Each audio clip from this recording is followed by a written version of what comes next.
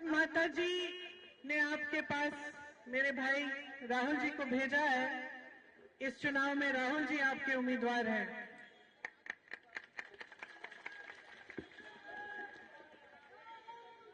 आपको मालूम होगा कि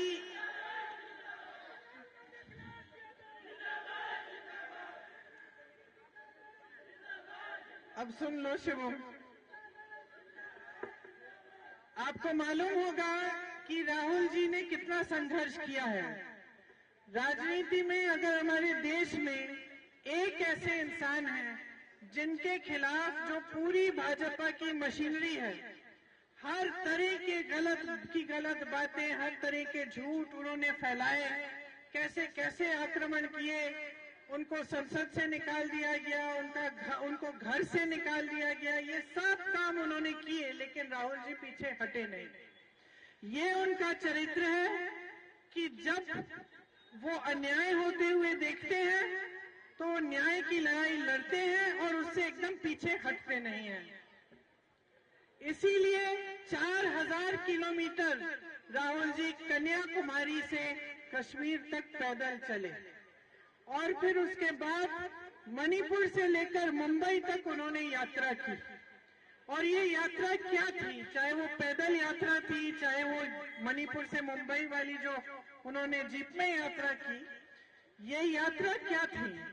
ये आपकी समस्याओं को समझने वाली यात्राएं थी। ये देश को बताने वाली यात्राएं थी कि देश में जो राजनीति की दिशा है वो गलत जा रही है और हमें उस दिशा को ठीक करना है। जो हमारे राजनीतिक असूल हैं, जो महात्मा गांधी जी ने जिनकी नींव डाली और जिनके आधार पर हमारा स्वतंत्रता आंदोलन हुआ, जिसके आधार पर हमारा देश आजाद हुआ, वो असूल क्या है, उनके बारे में जनता को याद दिलाने वाली यात्राएं थी। अब माता जी ने आपके पास मेरे भाई राहुल जी को भेजा है। इस चुनाव में राहुल जी आपके उम्मीदवार हैं।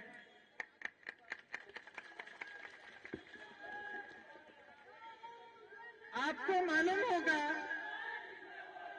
मालूम होगा कि